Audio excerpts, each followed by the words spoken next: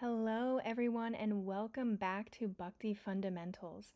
Thank you all for taking part in this wonderful community. Your questions have really been the impetus for our discussions on this channel, including today's, so we are very grateful to you all. Now, today's talk is something a little different. Today we are providing just a short introduction to what will be a 3-part mini-series on the topic of Ishvara-tattva, or the nature of the absolute truth, or the nature of God, as we more commonly know him. In this upcoming mini-series, we are going to be learning how God reveals himself in the Bhagavad-gita, or in other words, how he describes himself therein. For instance, in the Gita, God tells us how we can realize him at different levels, each level including more intimacy than the level before. Many details are provided in the Gita on this subject. And the reason for this is that God really wants us to act on our eternal relationship with him. Yoga, recall, is a word that indicates connection between us and the Supreme, or Krishna. That connection we have with Krishna is innate because he is our source. However, he wants us to activate that relationship and make it foremost in our lives. Yoga is actually the process introduced in the Gita for activating that relationship with the Supreme. And yoga culminates in Bhakti Yoga, or loving devotional service to God. But in order to love someone, in order to even want to have a relationship with someone, we have to know something about them. We cannot have a fulfilling relationship with just a nebulous force, in which there's no loving reciprocation. Therefore, in the Gita, the Supreme himself gives us all of the details that we need to relate to him, ultimately on a personal level, which is a completely fulfilling level. I think you're going to find these details fascinating. Certainly we did when we first read the Gita, so that's the hope. Now, for a point on the terms we use. In this talk and in future talks, although we broach them from the lens of Bhakti Yoga, we use terms that we are all familiar with, such as God, Lord, Creator, Supreme Lord, Absolute Truth, and even other words beyond what is there on screen, words like scriptures. And using these terms is not an attempt to bridge the Bhakti philosophy to a Judeo-Christian understanding, but rather it's done because these are the terms that are actually meant.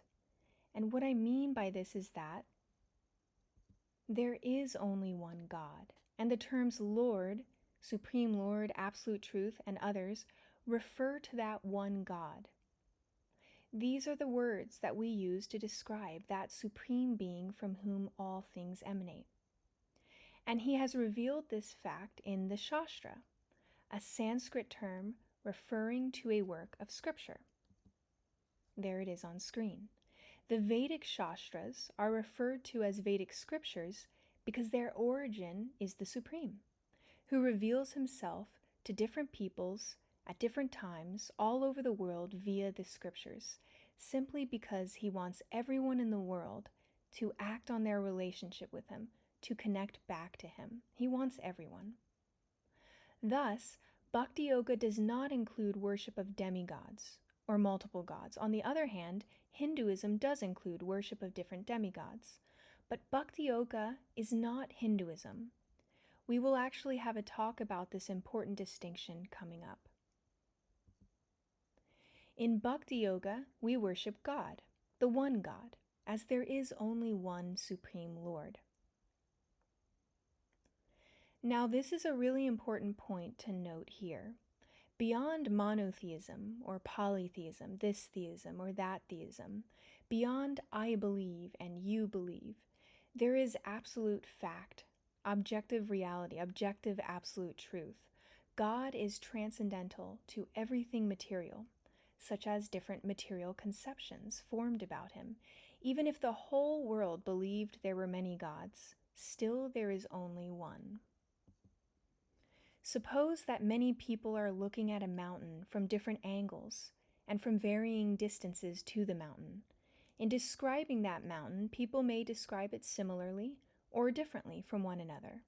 They may agree on some points, argue about others, yet above all their opinions is the mountain itself, objective truth.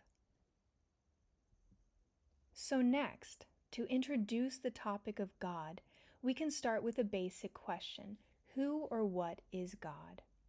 Again, and this is an important point, there is only one God, one supreme absolute truth. And we come across a definition of God in the beginning of the Vedanta Sutra, which is the summary of all the Vedas.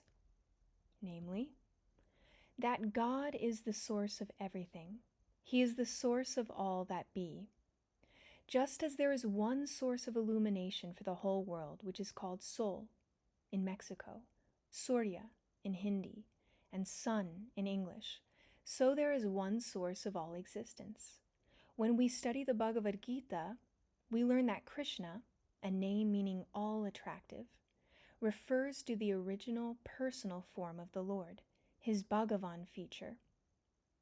It's not that there is a God of the Jews and a separate God of the Christians like that. This is an important point. In reality, there is only one God. Some people gain certain degrees of knowledge of God from the revealed scriptures of the world.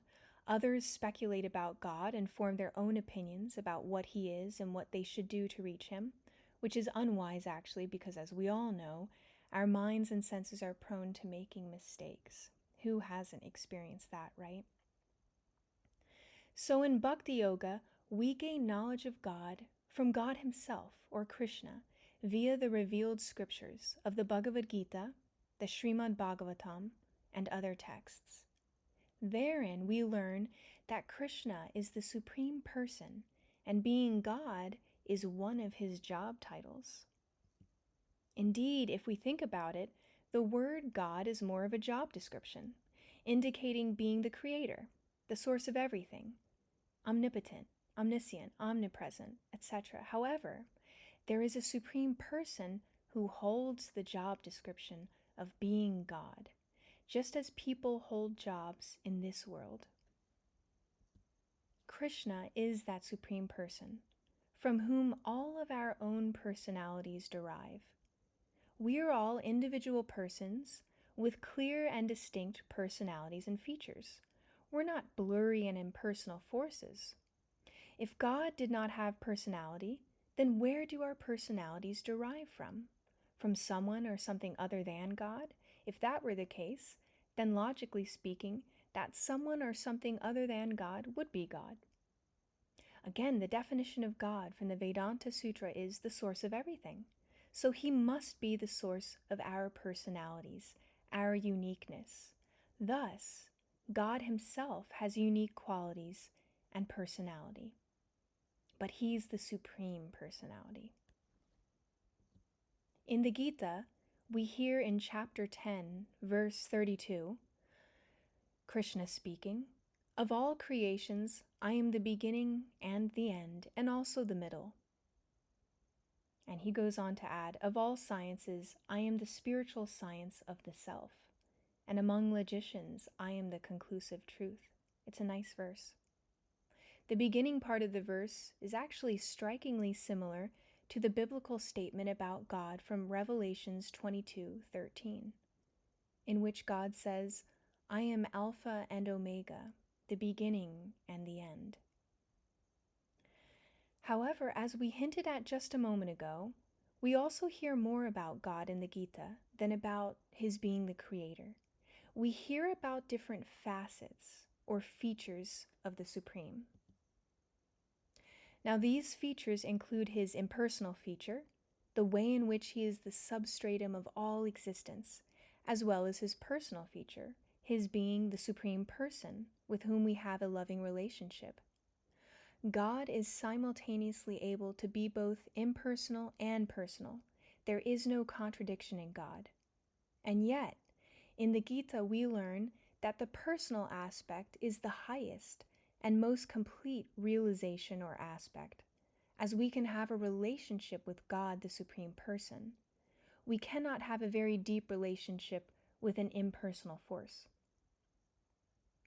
So the focus of our next 3 talks will be on the information we gain from the Gita about the 3 different facets of the Supreme, about Brahman, Paramatma, and Bhagavan.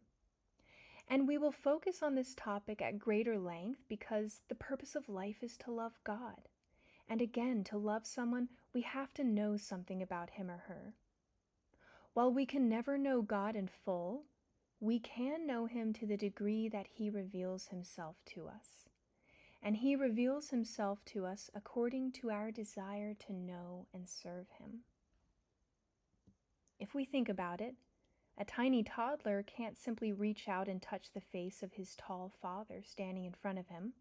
However, if he reaches up his arms to let his dad know that he'd like to be picked up, then the father will reciprocate by bending down to pick him up. From that position in his dad's arms, the little boy will be able to touch his dad's face or even climb up onto his shoulders.